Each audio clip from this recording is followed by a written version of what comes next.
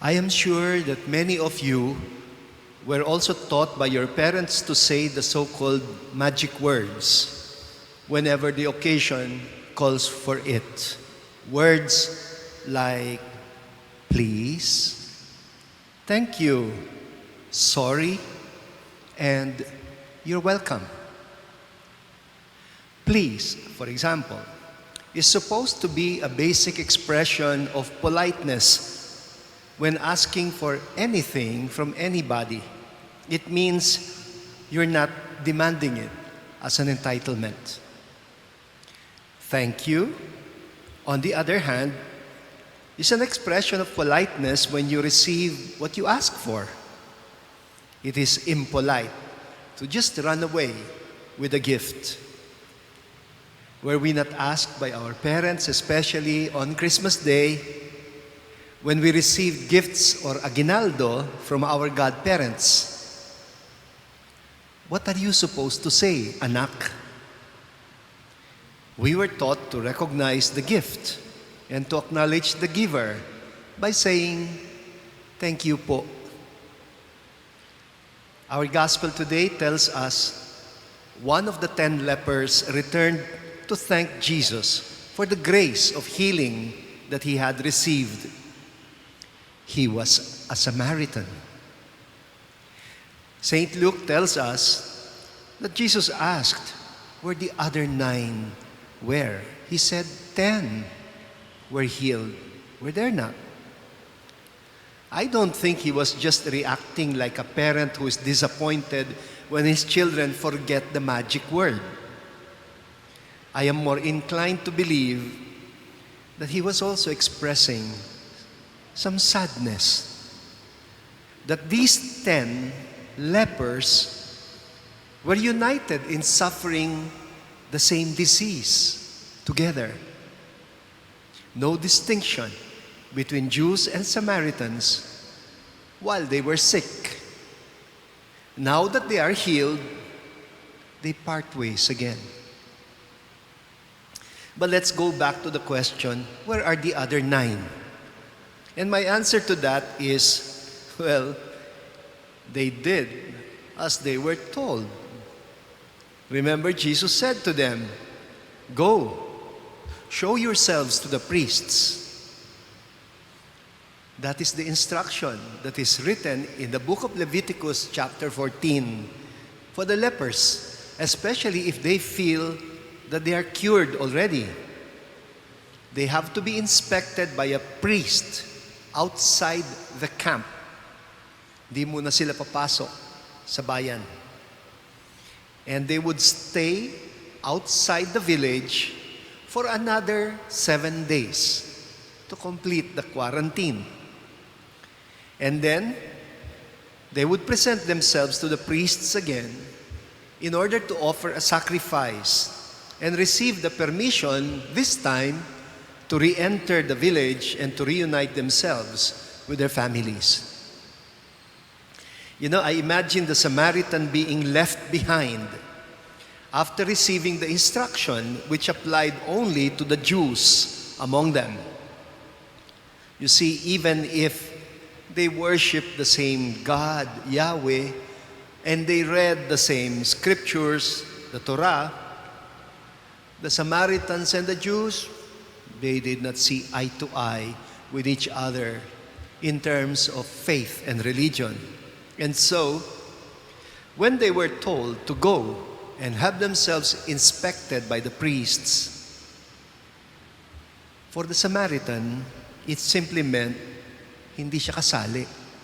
He was not included. Do you remember that Canaanite woman? I think in Mark's gospel, she's called a Syrophoenician woman. Remember that woman who was being ignored by the disciples because she was a pagan? And remember how even Jesus himself said, I came only for the lost sheep of the house of Israel. Well, unlike that Canaanite woman who remained persistent even when she was being excluded, this Samaritan leper seemed to be more resigned to his exclusion. Sabi niya siguro, talaga namang hindi ako Hudyo, hindi kasali. So, you can imagine how overwhelmed he was when he looked at himself and realized that he was also cured. And Luke says, let's read it from St. Luke, realizing that he had been healed, he returned and thanked Jesus. Is it possible that the other 9 had also been healed already but had not yet realized it? After all, like I said, they were just doing as they had been instructed. They were waiting for the priest to tell them. I have seen people who are very gifted, but they just take it for granted. And they're not even aware of it until somebody tells them or calls their attention about it through comments like, for example, somebody says, "Wow, what a voice you have there." Or, "When did you learn to dance like that?"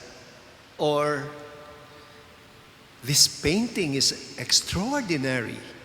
Or, "Has anybody ever told you that you write so well?" The word gratitude, which means thankfulness, comes from the root word gratia. In Spanish, gracia, which means grace. It means that thankfulness or gratitude begins with a recognition of the grace, what St. Luke calls the realization. There can be no thankfulness if there is no realization of grace. In the case of the Samaritan leper, in the gospel, it's the realization that leads to gratitude.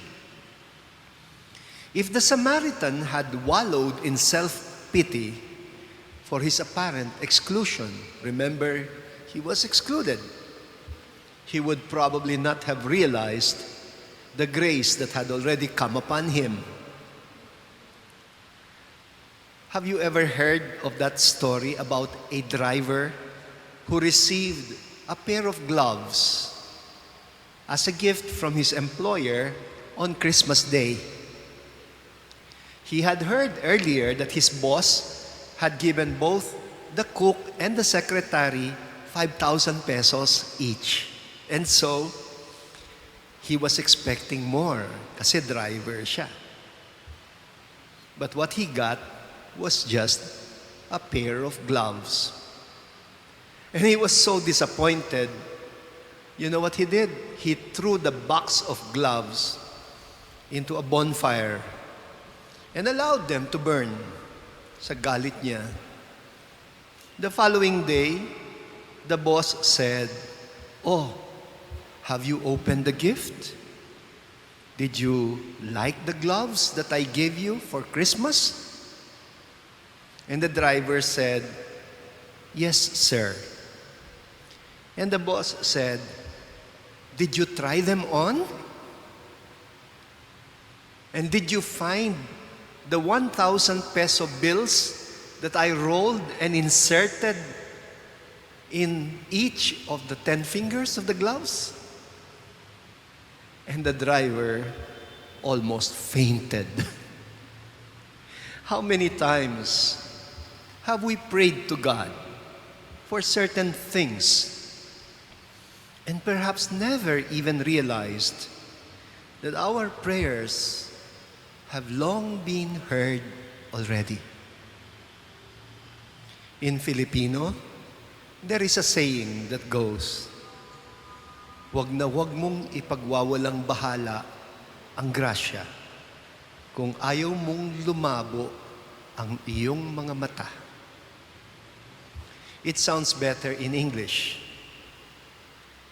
Don't you ever turn a blind eye on grace if you don't want your eyes to grow dim.